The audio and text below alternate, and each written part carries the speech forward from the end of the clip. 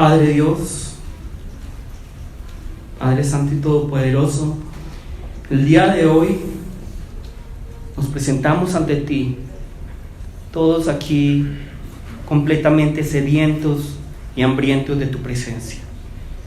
Padre Dios, por favor, te pedimos que a través de Cristo sacies eternamente esa sed y esta hambre de ti, y que realmente al creer en Cristo de nuestro interior corran ríos de agua viva, que limpien todo nuestro ser, que nos purifiquen, que quiten toda impureza.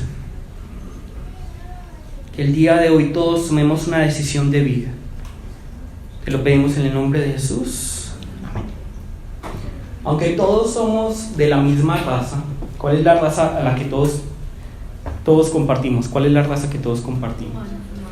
La raza humana. Aunque todos somos de la misma raza humana, todos aquí, a pesar de compartir de pronto entre algunas personas vivencias, ideologías, políticas, iglesia, a pesar de que compartimos muchas cosas, todos aquí somos muy diferentes, completamente diferentes. Y por eso es que dos hijos nacidos de una madre y criados en un mismo hogar son completamente ¿qué? Diferentes. Yo soy muy diferente a Sara y mi hermano Chugun es totalmente diferente a mí, ¿cierto? Totalmente diferente a mí. Todos somos muy diferentes y fuimos creados por los mismos padres en el mismo hogar de la misma manera. Y es por eso que nosotros como seres humanos nos equivocamos al juzgar de buenas a primeras a una persona. Ustedes seguramente se han preguntado, bueno, ¿y esa persona por qué no hace esto si yo lo hubiera hecho así? ¿Sí o no? Todos lo hemos pensado. Pero cuando uno ve la historia de esa persona, las circunstancias de esa persona, lo que vivió esa persona, uno se da cuenta por qué actuó así. Entonces, nadie aquí es alguien para juzgar al otro por lo que ve solo en un evento de su vida, ¿cierto? Nadie lo conoce todo aquí. Nadie. Todos somos muy diferentes, completamente diferentes. Sin embargo, si nosotros vemos cómo funciona la cultura, cómo funciona el mundo, si uno ve qué nos dice la palabra, uno se da cuenta que a pesar de que todos somos muy diferentes, hay algo, un motor que nos mueve a todos. ¿Y es qué? La sed, ¿cierto? La sed. Pero no estoy hablando de la sed física, aunque también la sed nos mueve, pero estoy hablando de una sed más profunda. Una sed emocional, una sed mental, una sed espiritual. Y esa sed se va a manifestar de muchas maneras. Por ejemplo, ¿de qué podemos tener sed nosotros? O en otras palabras, ¿qué deseos tenemos nosotros? ¿De qué? ¿Sed de qué? ¿Qué me puede decir? ¿Sed de Coca-Cola, agua, leche? ¿Sed de qué? Sed de la palabra, ¿qué más? Del Espíritu Santo. Del Espíritu Santo, tan espirituales. Tan espirituales. Es que yo no veo televisión, yo nunca veo Netflix, no, redes sociales, ¿qué son las redes sociales? Del celular. Tenemos sed de poder, sed de justicia, sed de amor, sed de dinero, sed de reconocimiento, de compañía. Tenemos sed, constantemente tenemos sed. Queremos que alguien sacie esta sed, ¿cierto? Pero en nosotros hay esa sed, y esa sed es la que nos mueve a todo lo que nosotros hacemos. Todo lo que nosotros hacemos es movido por algún tipo de sed. ¿Ustedes por qué creen que uno ve? Yo no tengo TikTok personalmente, ¿cierto? Pero si uno ve el TikTok, ¿cierto? Uno ve a las chicas bailando, o por ejemplo, uno ve yo sí tengo Instagram, y uno ve una compañera. ¿Por qué? ¿Por qué? Sed de reconocimiento. Algunos influencers, sed de dinero. Todos tenemos una sed. ¿Ustedes por qué creen que sed de autorreconocimiento? Porque muchas veces no es que me reconozca a otro, es muchas veces que tengo tan baja autoestima que tengo que buscar cómo verme bonito, ¿cierto? Entonces, vemos todo esto. En todos hay un tipo de sed. En todos nosotros. Y es esta sed la que ha creado todas estas situaciones que hoy vivimos. Vamos a buscar Santiago 4, 1 al 3.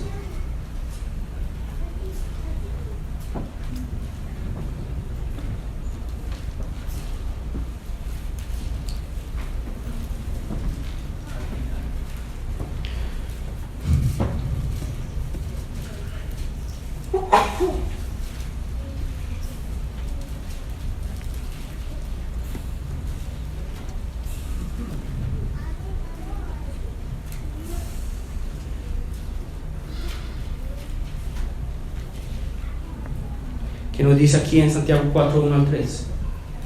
¿De dónde vienen las guerras y los pleitos entre vosotros? ¿De dónde vienen?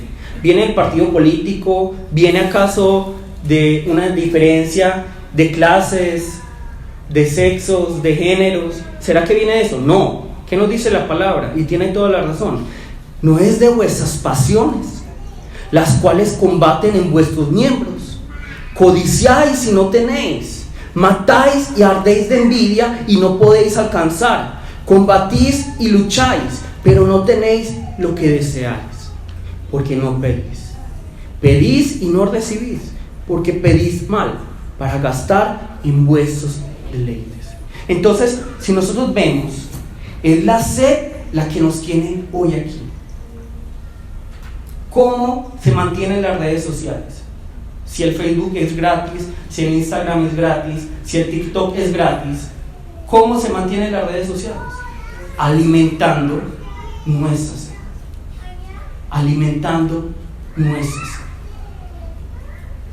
Alimentando la sed que todos tenemos de entretenimiento, de morbosidad. Así se alimentan las redes sociales. Y de hecho, lamentablemente ha sido por esta sed que hay en el hombre que el cristianismo perdió su rumbo y se alejó de lo que Jesús enseñó. Y se convirtió en otra religión más, totalmente homofóbica, totalmente misógina, totalmente que, es que yo soy de ese partido, y es buscando dinero. En eso se ha convertido el cristianismo, lo hemos manchado nosotros. En un movimiento más de este mundo. Es tan horrible ya que incluso las personas del mundo pueden decir: los cristianos no deberían hacer esto si la palabra dice esto. Hasta ese punto hemos llegado, en el que incluso el mundo sabe que nosotros estamos mal como iglesia, y de eso debemos arrepentirnos como iglesia, porque la palabra nos dice que nosotros deberíamos ser la luz, la sal del mundo. Pero lo que nosotros estamos mostrando es algo totalmente contrario. Y estamos cerrando las puertas para muchas personas porque decimos: no alcanzas la santidad, como si nosotros ya lo hubiéramos alcanzado. En eso se ha convertido la iglesia, lamentablemente. ¿Y eso es por qué? ¿Porque Jesús lo enseñó así? No, por la sed y la hambre, y el hambre de muchos hombres y mujeres que desearon simplemente tener ganancias a través de la iglesia. A través de la iglesia. Listo, entonces debemos entender, es la sed la que mueve el mundo y la que ha movido el cristianismo lamentablemente durante varios años. Por ejemplo, muchos dicen: mire, es que las cruzadas, miren cómo mataron tanta gente. No, es que eso no era Cristo. Eso no es Cristo. Eso es los líderes religiosos que supuestamente representaban a Cristo, tratando de ganar ¿qué? Territorio, riquezas. Eso no es Cristo. ¿Y cuántos de nosotros, manifestando nuestra sed, hemos mostrado un Jesús que no es? ¿Cuántos de nosotros? ¿Cuántos de nosotros? Entonces, quisiera que nos preguntáramos eso primero, ¿cierto? ¿Cuántos de nosotros hemos manifestado un Cristo que no es? Y deberíamos arrepentirnos de eso profundamente como iglesia, y lamentablemente hay una iglesia distorsionada en este momento, ¿cierto? Una iglesia que está en cuatro paredes, que expulsa al pecador, ¿cierto? Que decimos: tienes que llegar a este punto de santidad para ver si entras. Pero Si nosotros vemos la enseñanza de Cristo, yo veo la enseñanza de Cristo detalladamente, y yo veo que Cristo no se sentó con los fariseos. ¿Con quién se sentó Cristo? Los pecadores. Con los pecadores, las prostitutas, los publicanos. Cristo se sentaba con aquellos que eran rechazados por toda la sociedad. Cuando la sociedad en ese momento rechazaba a la mujer, ¿Cristo qué hizo? Cristo era machista. Hoy en día el argumento del mundo es que la Biblia es machista. Cristo era machista. Yo veo a un Cristo antes todo lo contrario. ¿Ante quién se aparece primero Cristo? María Magdalena. Ante las mujeres. En una sociedad en la que uno no podía tener discípulos, la palabra nos dice que entre los discípulos de Jesús había mujeres.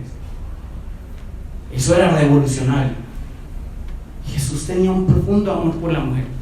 Entonces, que dejen ya la bobada muchas veces que es que la Biblia es machista. La Biblia no es machista.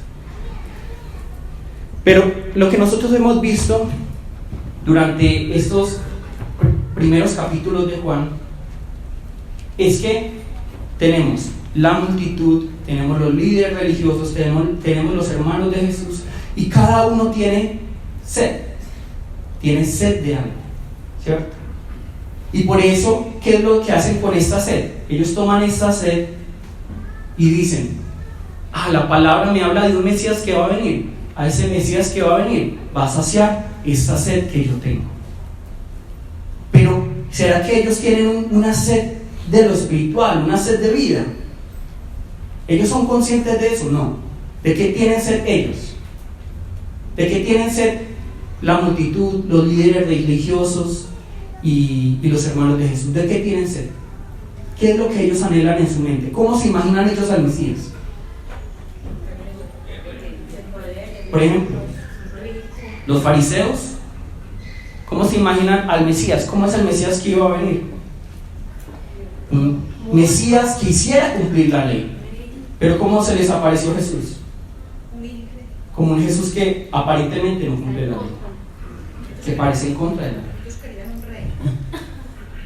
Por ejemplo, para los celotes, ¿cómo se imaginaban ellos al Mesías? ¿Cómo se imaginaban ellos al Salvador? ¿Como un qué? Como un guerrillero, porque ellos eran guerrilleros. Entonces ellos se imaginaban un Mesías que iba a luchar en contra del gobierno romano, iba a derrocar ese gobierno para que otra vez Israel estuviera en su gloria. Estaba en su mente: ese es el Mesías. Esa era la sed de ellos. ¿Cuál era la sed de la multitud?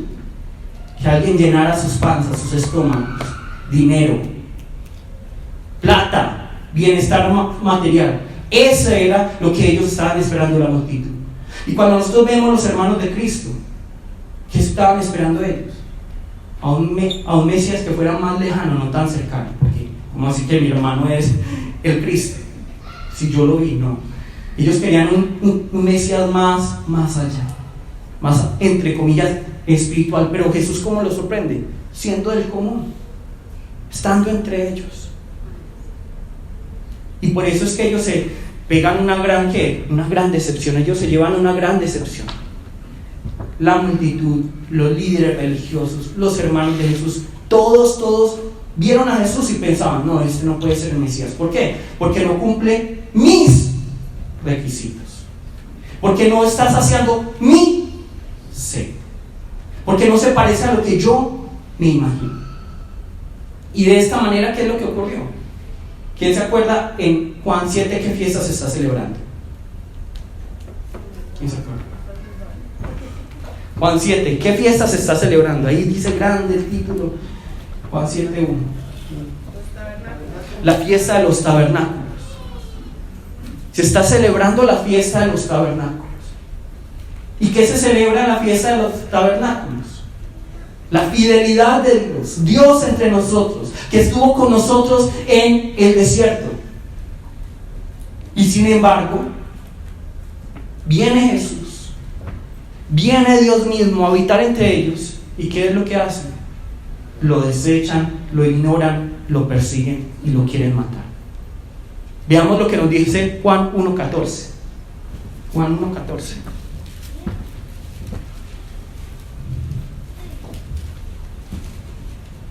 Juan 1:14.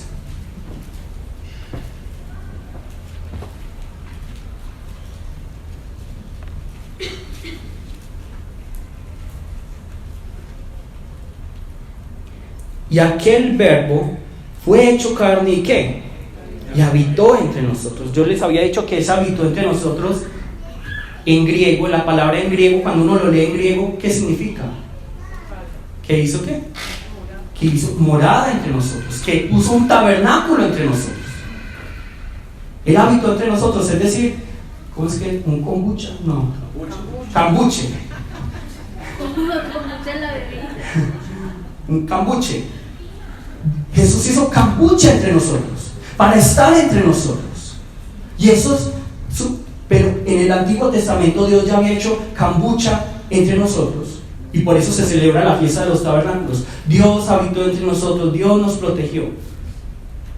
Pero están en la fiesta de los tabernáculos. Vino aquel que hizo tabernáculo con nosotros. ¿Y qué es lo que está haciendo la multitud? ¿Qué están haciendo los líderes religiosos? ¿Y qué están haciendo los hermanos de Jesús? Están burlándose de Él, están rechazándole a Él, le están insultando, le quieren matar. Y yo les había dado ejemplos. Es como si en un cumpleaños a la persona que está cumpliendo años no se la celebrara, sino a otra persona. ¿Cierto? Y eso es lo que está pasando en este momento. Eso es lo que vemos aquí. Vemos a un Jesús que está siendo rechazado, a pesar de que la fiesta era ¿sobre quién? Sobre Él. Era cerca de Él la fiesta. Entonces, quisiera que en este momento cada uno reflexionara en lo siguiente. ¿Será que realmente estamos adorando al Dios verdadero o al Dios que refleja nuestros deseos? Porque muchos de nosotros no estamos creyendo en el Dios verdadero. Y en muchas iglesias, en todas las iglesias que hay en el mundo, muchas no están adorando al Dios verdadero. Muchas no están adorando al Dios verdadero. Están adorando a un Dios que se parece a sus deseos, que es un reflejo de sus deseos. Entonces, preguntémonos lo siguiente, por ejemplo: ¿por qué será que nos estremecen, nos emocionan las predicaciones que nos hablan acerca de prosperidad, de bendición, de que Dios quiere lo mejor para nuestra vida, ¿cierto? Pero ¿por qué será que no nos gustan las predicaciones? Por ejemplo, ustedes vienen hoy y yo les digo: el Señor nos bendice, el Señor nos protege, y todo el mundo amén, amén. Ay, hoy la predicación estuvo tan buena. Pero cuando yo les digo: el Señor nos manda a arrepentirnos, a volver a Él, el Señor nos manda a amar al enemigo y a servir en la iglesia, uy, no, la predicación de hoy no me gustó. ¿Por qué será esto?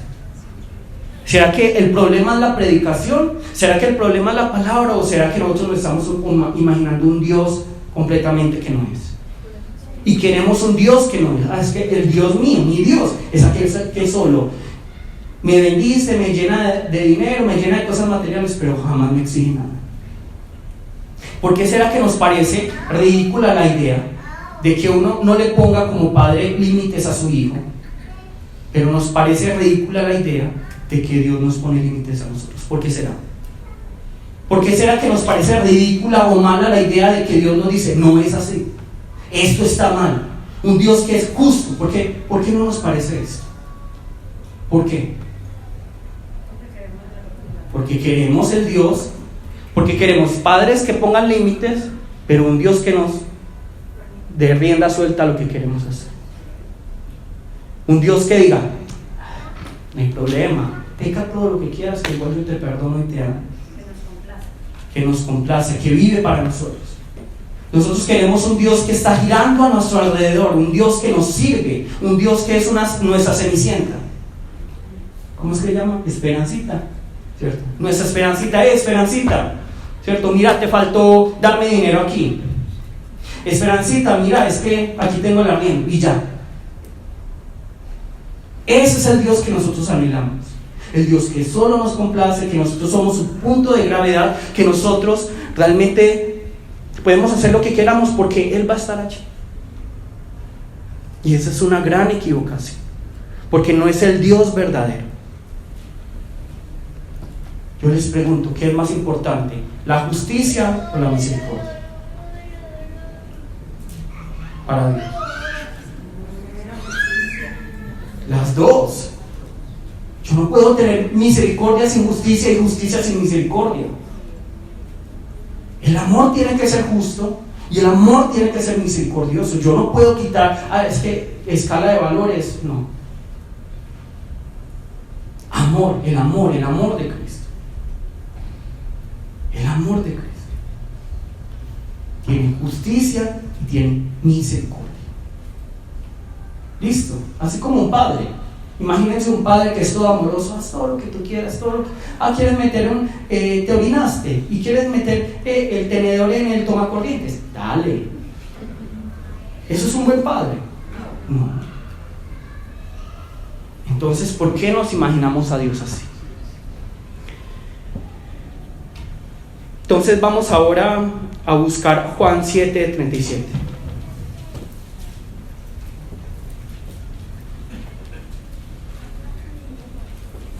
Juan 7:37.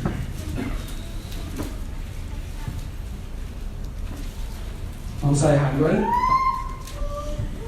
Y yo les quiero preguntar, Jesús, Dios es todopoderoso, porque simplemente no puede saciar la sed de estas personas, de la multitud, de los fariseos, de los religiosos, de los hermanos de Jesús. ¿Por qué? Porque Él sabe que todo eso que ellos están anhelando es que temporal, se va a acabar en algún momento. ¿Y qué es lo que quiere dar Jesús? Lo eterno. Jesús quiere dar la vida eterna. ¿Por qué? Porque Él sabe que esa es la raíz, que el problema del ser humano no es la desigualdad, el problema del ser humano no es las injusticias, el problema del ser humano no es el hambre, el problema del ser humano no es que se cumplan mal las leyes. El problema del ser humano es más profundo y es que le falta vida, la vida que solo Dios puede dar. Y eso es lo que Jesús quiere darle a esos hombres y a estas mujeres: vida. Listo, vamos a leer entonces Juan 7:37. Dice: en el último y gran día de la fiesta, Jesús se puso en pie y alzó la voz, diciendo: si alguno tiene sed, venga a mí y beba. El que cree en mí, como dice la Escritura, de su interior correrán ríos de agua viva. Esto dijo el Espíritu que habían de recibir los que creyesen en Él, pues aún no había venido el Espíritu Santo, porque Jesús no había sido aún glorificado. Entonces, aquí la palabra nos muestra a un Jesús que está sentado y de repente, ¿qué hace? ¿Qué? Primero, ¿qué hace? Se pone de pie. Él se pone de pie en la fiesta y alza su voz. Pero cuando nosotros escuchamos la palabra alza su voz, solo imaginamos esto. Pero cuando nosotros vemos la palabra aquí, realmente hace referencia a cómo chilla, cómo llora un cuerpo. ¿Todos han escuchado cómo lloran los cuerpos? Más duro. Más duro que es. O también encontré una parte, es como el clamor, el llanto de una madre que ha perdido a su bebé. ¿Cómo es el llanto de una madre que ha perdido a su bebé? Inconsolable. Y de esa manera Jesús grita. Él se pone de pie y Él alza su voz con este dolor, porque Él se da cuenta que los líderes religiosos, que la multitud, que los hermanos de Jesús tienen sed, pero no saben realmente de qué sed deberían tener. Y están buscando satisfacer esa sed con las cosas de este mundo. ¿Y son comparables a quién? Aquel que busca saciar su sed con agua de mar. ¿Uno puede tomar agua de mar? No. ¿Por qué? Porque es muy salada y nos deshidrata. ¿O alguno de ustedes, quienes han ido al jardín botánico? ¿Y quiénes han visto el lago que hay en la mitad? ¿Quiénes dirían, ay, tengo sed? Y el pato, ¿quiénes? Pero así somos nosotros cuando estamos buscando saciar nuestra sed en las cosas de este mundo. Como tomando agua del mar, que antes nos va a dar más sed y que finalmente nos va a matar porque nos deshidrata, porque tiene mucha sal. O es como aquel que busca tomar agua de un lago. ¿Cierto? ¿Ustedes harían eso? ¿No lo harían? Pero ¿por qué con nuestra vida espiritual estamos buscando saciar nuestra sed con las cosas de este mundo? ¿Por qué será? Esto es porque no conocemos de qué tenemos realmente sed. Hemos perdido la sensibilidad de la sed verdadera, la sed espiritual. Y de hecho hay una enfermedad donde los pacientes, la adicción, que a pesar de que están deshidratados, no tienen sed, no les da sed. Y muchos están así, como esta enfermedad espiritual, que no tienen sed de la vida. Y como no tienen sed de la vida, o como no se dan cuenta de que tienen sed de vida, tratan de saciar esa sed ¿con qué? Con las cosas de este mundo.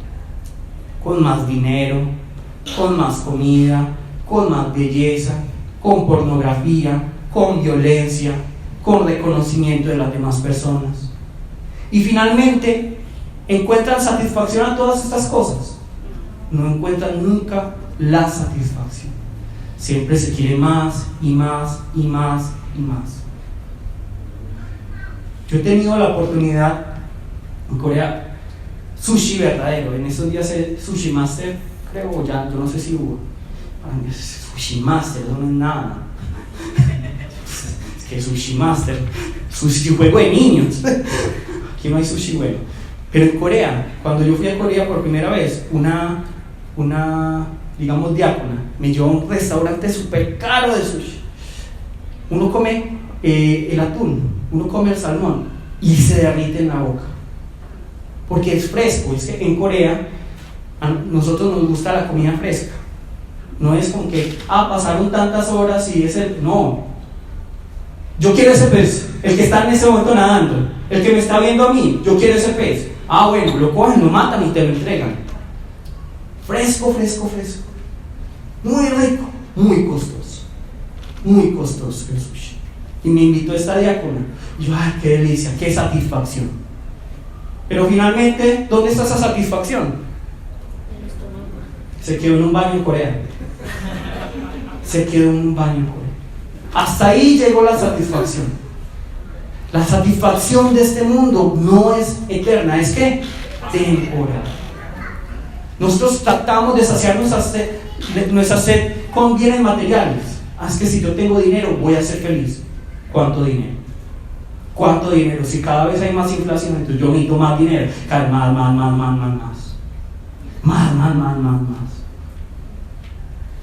Dinero, ¿será que eso nos dará satisfacción? Belleza, ¿será que nos dará la satisfacción? No sé, la fama, el dinero, todo eso nos dará satisfacción. No. Temporalmente sí, pero eternamente no. ¿Por qué será que tantas celebridades, por qué será que tantas personas famosas y ricas se suicidan? No tienen satisfacción. En Corea yo tenía un amigo que trabajaba en un ¿cómo se dice en español? Como es una escuela fuera del colegio para estudiar matemáticas.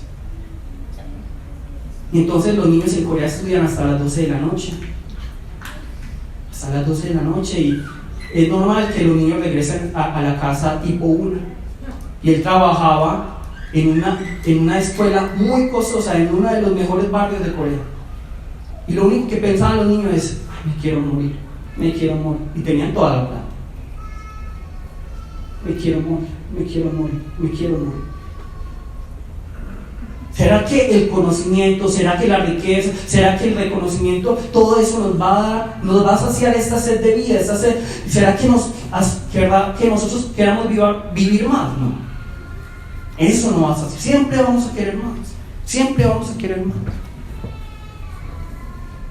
Y eso es lo que vemos aquí en la palabra a través de la multitud, los líderes religiosos y los hermanos de Cristo. Tienen una sed pero no es la sed no es la sed de lo que realmente es eterno. Pero Jesús viene y les dice lo siguiente. Vamos, aquí nos dice Jesús, que alza la voz, ¿cierto? Y dice: el que tiene sed, ¿qué? Venga a mí. Venga a mí y beba. Venga a mí y beba. Y es por eso que Jesús en este momento está clamando, porque Él sabe que la verdadera necesidad es la espiritual, que la verdadera necesidad de estos hombres, la verdadera sed, viene más profunda. Y si se sacia esta necesidad, esta ausencia de vida, ya van a tener satisfacción con lo que tienen y no tienen. Con lo que tienen y no tienen. ¿Cuántos de nosotros hemos buscado la vida en Cristo? ¿Cuántos de nosotros? Pero miren lo que dice la palabra aquí. Si alguno tiene sed, ¿qué? Venga a mí y beba. Si alguno tiene sed, venga a mí y beba. Y eso es muy importante, porque no está diciendo: si alguno tiene sed, mande a su papá y a su mamá para que beba por usted. Yo puedo beber por otra persona de la misma manera. Nosotros tenemos que reconocer nuestra sed y tenemos cada uno que venir ante Cristo. Es que mis padres, nosotros somos quinta generación de pastores, entonces todos aquí somos salvos. Y como tenemos 5 generaciones de pastores, yo ya soy salvo. ¿Será que sí? No es que yo vengo a la iglesia constantemente y cumplo todos los ritos. ¿Será que sí? No. ¿Qué está diciendo la palabra? El que tenga sed, venga. ¿Por qué? Porque es una decisión individual, personal. No es que yo mando a otra persona. Yo no puedo mandar a otra persona: ¿por qué no crees en Jesús por mí? Eso no funciona aquí. Eso no funciona. Y Jesús nos está diciendo: beban de mí, vengan a mí y beban de mí, porque yo voy a saciar la sed de ustedes temporalmente o eternamente. ¿Cuál de las dos? Eternamente. Les voy a saciar la sed para que ya no tengan sed más. Voy a saciar la sed. ¿Y cómo sacia nuestra sed Cristo? Se hace parte de nosotros, vive en nosotros. Yo les pregunto: ¿qué ocurre con el agua que ustedes beben, digamos, en el botellón de afuera? ¿Qué pasa con esa agua cuando ustedes la beben? Se hace parte de ustedes, ¿sí o no?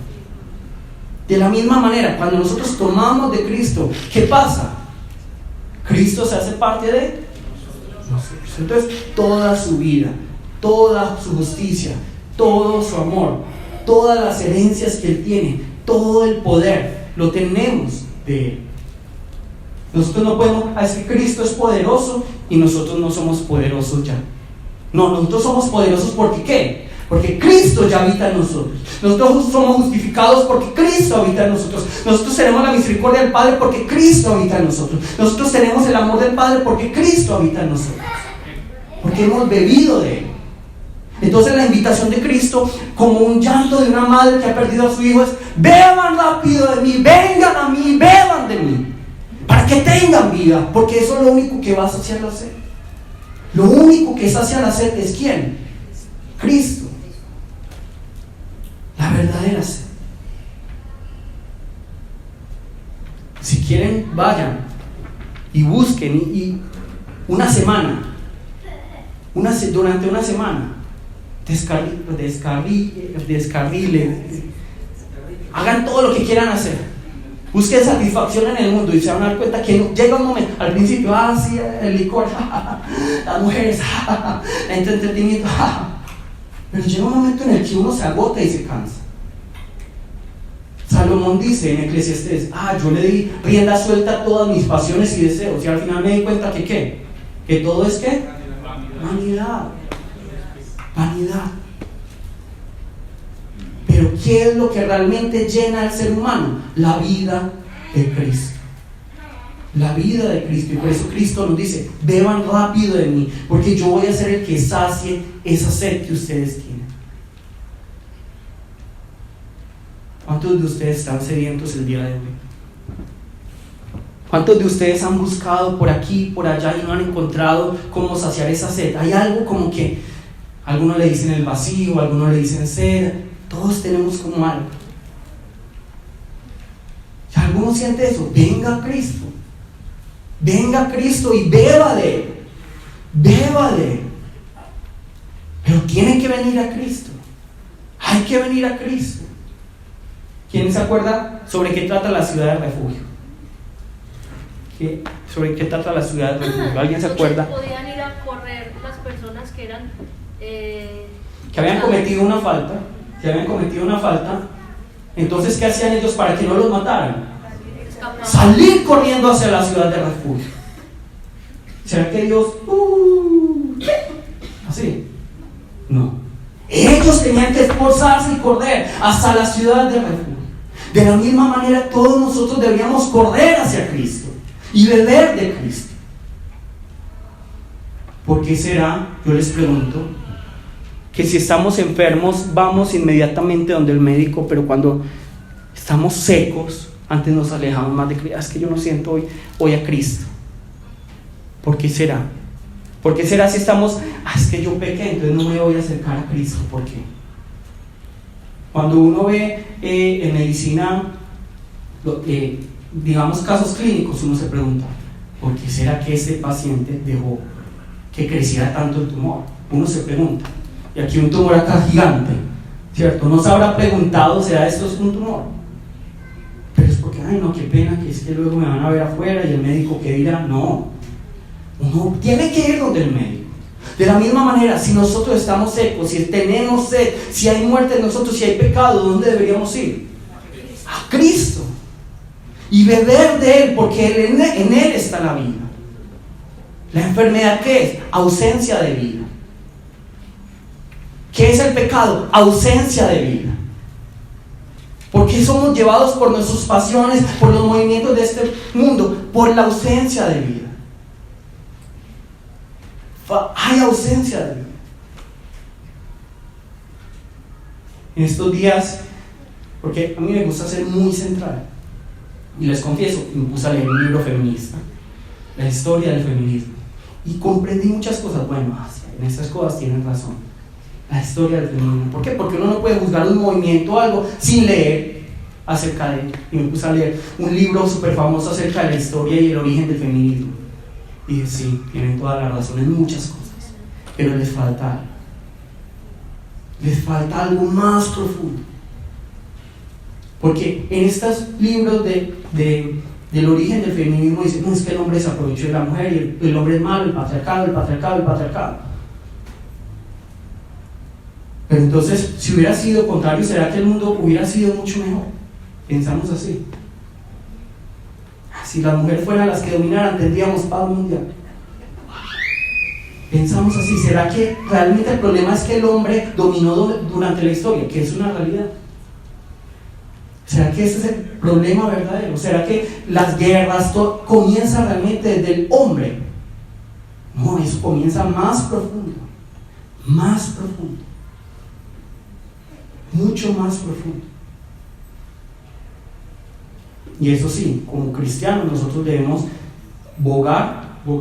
tenemos que defender a la mujer y darle el valor, abogar por la mujer. Y tenemos que buscar que haya igualdad totalmente, y yo estoy de acuerdo con eso. Y que se respete a la mujer por lo que es. Eso es lo que como cristianos deberíamos anhelar. Pero no nos deberíamos entrar en movimientos sin tener un pensamiento crítico. A eso es lo que yo me refiero cuando hablo del feminismo. Yo totalmente, ojalá la mujer tenga un puesto que es, ¿cierto? Ahora, para que sepan y estudien un poco, miren, en los países avanzados, en los países donde hay más equidad de género, ¿cuál es la labor, cuál es el trabajo que más escogen las mujeres? ¿Quién sabe? Ingenieros, médicos, abogados. ¿Cuáles? enfermeras. Lo que muchos dicen, no, es que es culpa del machismo, que todas las mujeres quieran ser enfermeras. Pero en los lugares donde más se habla de equidad, donde todos son iguales, donde las mujeres pueden alcanzar el mismo estatus social, el mismo dinero, ¿qué dice la mujer? Nosotros, por nuestro carácter de mujeres, preferimos ser enfermeras. Y eso se llama la paradoja, creo que es de los Países Bajos. En los países de más igualdad, las mujeres prefieren nuestros trabajos. ¿Por qué? Porque así Dios las creó y no tiene nada más. Ahora también hay abogadas, médicas, y ojalá muchos de ustedes puedan serlo. Ojalá. Y haya una equidad, y es lo que yo más anhelo. Si yo veo una inequidad entre mujeres y hombres, a mí me da mucha rabia. Me da mucha rabia. Pero lo que nosotros debemos entender es, la palabra nos está diciendo una realidad. El problema no es que el patriarcado, que el feminismo, que el movimiento LGTBI, el problema es más profundo. Es el corazón del hombre que no tiene vida. Y como no tiene vida y como tiene sed, ¿qué es lo que hace? Va a luchar contra el otro por poder. Va a luchar contra el otro con poder. ¿Listo? Entonces no creamos que es que sí, hay lucha de clases, hay todas las cosas, pero el problema es más profundo que las clases, que el estatus socioeconómico, que el género. ¿Listo? Para que vayamos más allá de eso. Y es una realidad que tenemos que conocer como cristianos, ¿cierto? Nosotros no podemos decir espíritu, espíritu, espíritu y quedarnos en nuestra iglesia sin entender que hay en ese momento un mundo que se está moviendo y que está en contra de nosotros, porque en ese momento hay una real cristiano ¿qué? Fobia. Hay cristianofobia. Tú puedes decir, yo soy mujer, negro, soy musulmán. Sí, ay, tan bueno, soy cristiano. ¿Cómo así? En este momento se está moviendo el mundo así. ¿Listo? Y hay que saber eso. Nosotros no podemos quedarnos en, no es que vamos a encerrarnos en nuestro. Hay que conocer el mundo. Hay que conocer el mundo y cómo se mueve el mundo, y hay que tener discernimiento para luchar contra él y mantener la verdad. ¿Listo? Pero entonces lo que vemos aquí es que Jesús quiere saciar esta sed que realmente transforma al hombre, que transforma al hombre de fondo, que es la ausencia de ¿qué? De vida. La ausencia de vida. Y como nosotros vemos a este Jesús como tan santo, tan alejado, es que por eso, como ahora les decía, es que yo no me acerco a él, yo no me acerco a él. Pero eso es lo más necio que podemos hacer. ¿Por qué? Porque Él es el médico. Él es el médico. Y luego nos dice aquí, vamos a ver, que si alguno tiene sed, venga a mí y beba. ¿Qué significa beber? Lo dice el 38, creer en mí, ¿cierto? Crea en mí.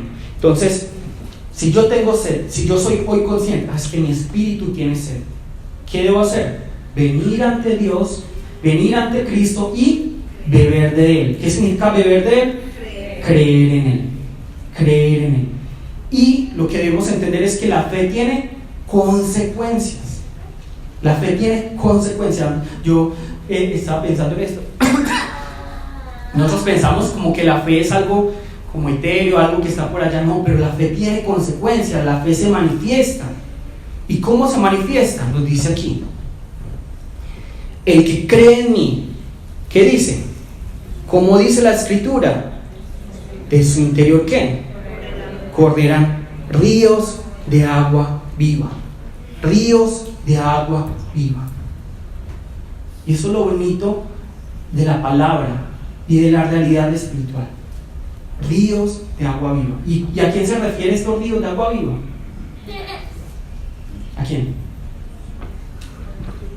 Al Espíritu Santo, ¿cierto? Entonces, nosotros tenemos sed. Estos son los pasos. Tenemos sed. Vengo a Cristo y creo en Él. Cuando creo en Él, ¿qué promesa tengo yo? El Espíritu Santo va a venir a mí. ¿Y va a obrar como qué? Como ríos de agua viva. Ríos de agua viva. Es un río que corre con potencia y lleno de vida. Personalmente, a mí cuando el 23-24 de julio, creo que fue ese día que cortaron el agua, ¿cierto? Quitaron el agua. Para mí una de las cosas que me gusta mucho ver cuando quitan el agua, es cuando sé que va a venir el agua y yo abro el grifo. ¿Y cómo sale el agua? Sale café, ya. Sale oscura el agua. Y así creo que es con el Espíritu Santo. Nosotros éramos como un grifo sin agua, sin vida. Y entonces creemos, Jesús, yo te doy mi vida. Entonces como ya viene el río de agua viva, ya se abrió como un acueducto hacia nosotros, un tubo hacia nosotros y ya tenemos agua. Pero ¿qué es lo primero que sale? El agua sucia. Sale de toda nuestra podredumbre. Sale y sale. Y uno sabe, ay, soy pecador, no voy a continuar. No, uno ¿qué tiene que hacer para que siga saliendo el agua? En el grifo tiene que para que salga todo el agua sucia, dejarlo abierto. De la misma manera el Espíritu Santo sigue obrando en mí. Cristo sigue obrando, voy a seguir aferrándome más a ti. Pero ¿qué es lo que hacen muchas personas cuando se dan cuenta de su pecado, de su maldad, de lo sucio que son? Me voy a alejar de Cristo, es que yo no me lo merezco.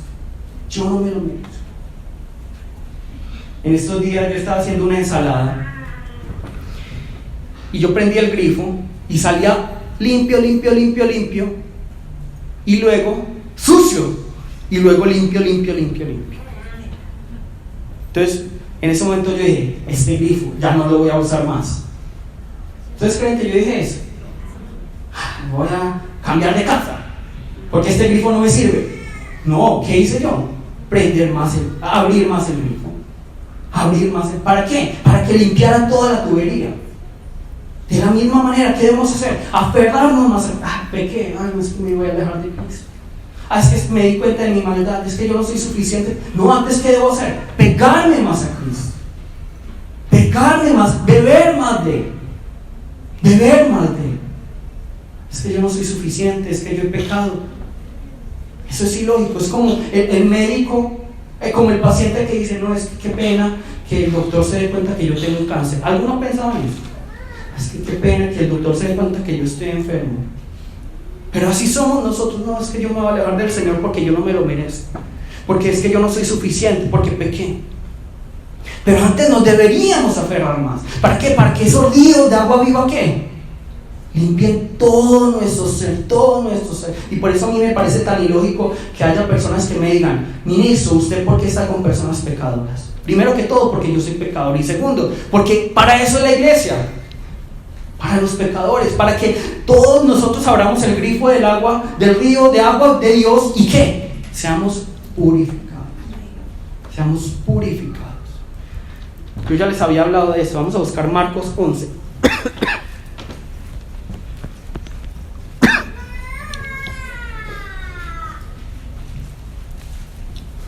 Marcos 11:12.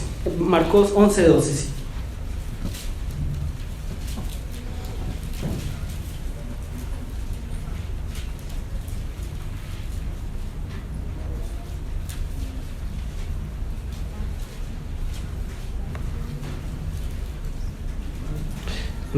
Este es un pasaje que a mí siempre me reta mucho porque yo soy muy perfeccionista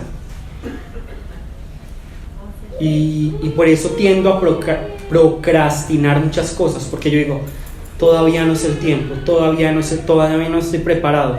Cuando ya sea perfecto voy delante del Señor. Pero ¿qué nos dice Marcos 11, 12, 14? Miren lo que al día siguiente, cuando salieron de Betania, tuvo hambre. ¿Quién? Jesús tuvo hambre. Y viendo de lejos una higuera que tenía hojas, fue a ver si tal vez hallaba en ella algo. Pero cuando llegó a ella, nada halló sino hojas. Pues ¿qué? No era tiempo de higos. ¿De quién es la culpa? Aquí. De Jesús por ser tan irracional de pedirle a una higuera que tenga frutos en no tiempo de higos, o de la higuera. ¿De quién es la culpa? ¿De quién es la culpa? Otra vez, digamos que no estamos en estación de fresas y yo voy a un árbol de fresas y digo, quiero fresas. No estoy en estación de fresas, quiero fresas. No tiene fresas, voy a arrancar las fresas. ¿Ustedes les parecería lógico esto? No. ¿Por qué? Porque no es tiempo de fresas. Aquí el que aparentemente es ilógico es ¿quién? Jesús. ¿Por qué le pide a un árbol de higos que dé higos si no es tiempo de higos? Pero miren lo que dice así, lo que dice aquí. Entonces Jesús dijo a la higuera: nunca jamás coma nadie fruto de ti. Y lo oyeron sus discípulos. Nunca. Jesús es completamente irracional, aparentemente. ¿Por qué le pide a una higuera que tenga higos cuando no es tiempo de higos? Pero esto es una analogía de nosotros. ¿Por qué? Porque si viene el creador de todas las cosas a una higuera a pedirle higos, ¿qué debería tener la higuera? Higos. Pide: Señor, yo hago todo lo que pueda y escurdo este tallo para ver si me sale algún higo. Eso es lo que debió haber hecho la higuera. Pero nosotros somos así. Señor, todavía no es mi tiempo. Señor, todavía no estoy preparado. Señor, todavía no soy suficiente. Somos como esta higuera. Y el Señor nos está diciendo: ama, tienes que perdonar a tu enemigo, hay que servir a la iglesia ya. Señor, es que no me siento suficiente. Señor, es que mira este pecado. Señor, es que yo todavía no soy perfecto. Entonces, ¿qué están esperando?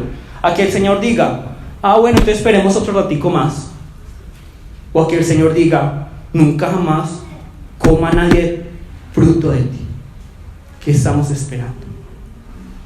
¿Qué estamos esperando? Entonces, vemos lo que nos está diciendo aquí Jesús.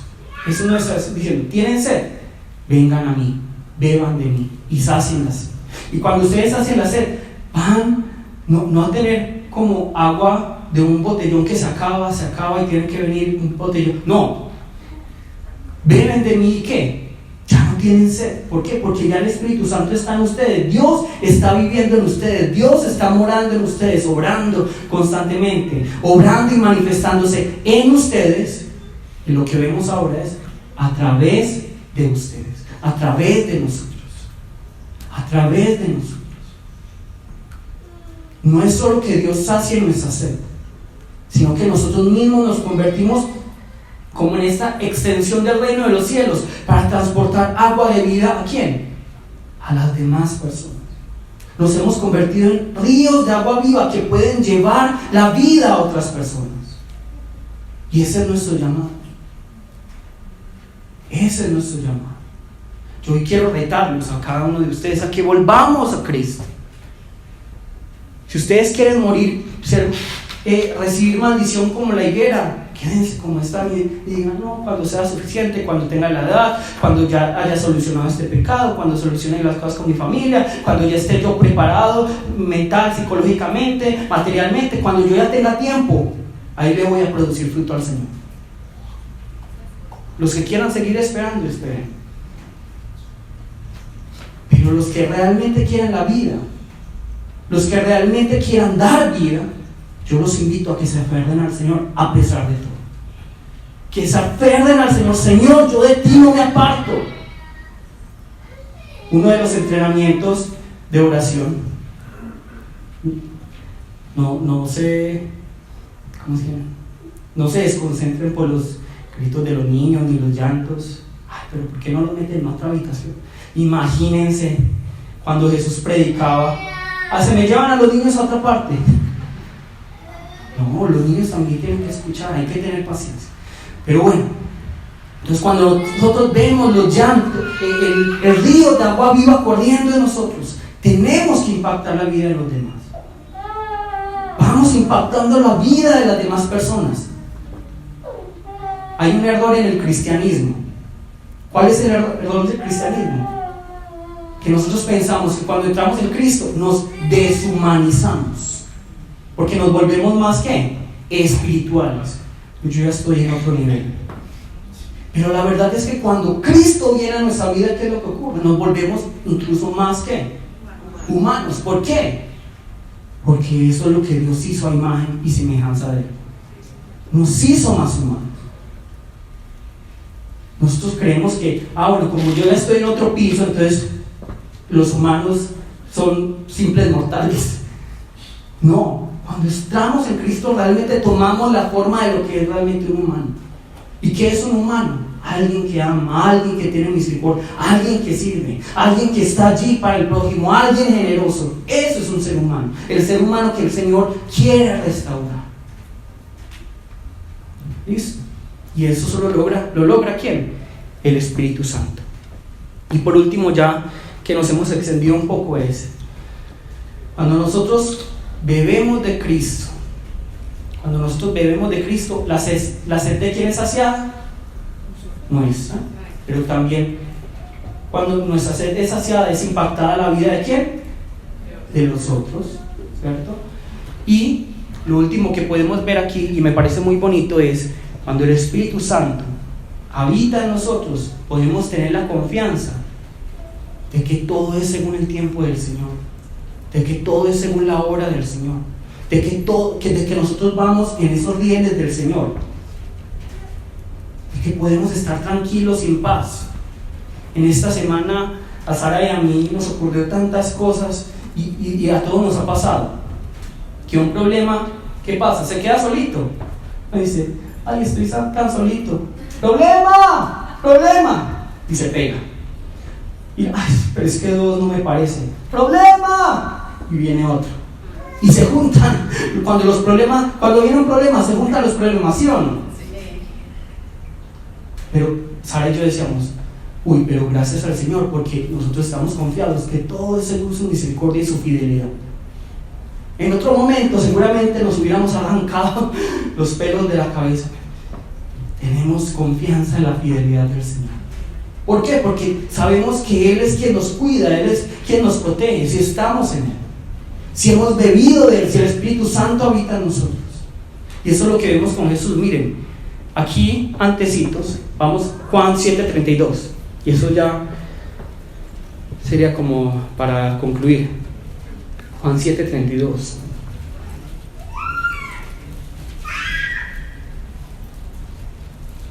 Los fariseos oyeron a la gente que murmuraba de él estas cosas,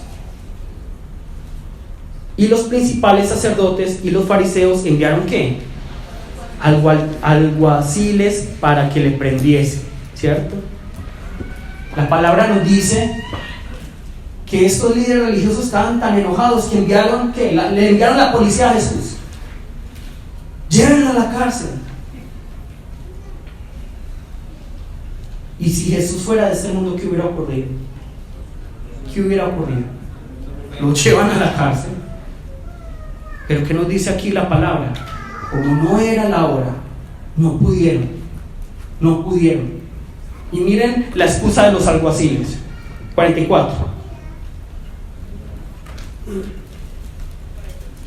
Y algunos de ellos querían prenderle, pero ninguno le echó mano. Los alguaciles vinieron a los principales sacerdotes y a los fariseos, el 44, ¿cierto? Y estos le dijeron, ¿por qué no le habéis traído? Los alguaciles respondieron, jamás hombre alguno ha hablado como este hombre. Jamás. Cometan ustedes algún delito y hablan así bien poderosamente, ¿los meten a la cárcel o no? Sí. Se los llevan. Si un policía quiere hacerlo, pero ¿por qué estos alguaciles se quedaron impactados con las palabras de Jesús y no pudieron ni siquiera coger a Jesús y llevarlo a la cárcel? ¿Por qué? Porque no era usted. De la misma manera, nosotros podemos tener la confianza. Si nosotros estamos en los planes de Dios, todo va a ocurrir ¿qué? Según su cronograma. Pero para ello, ¿qué debemos hacer?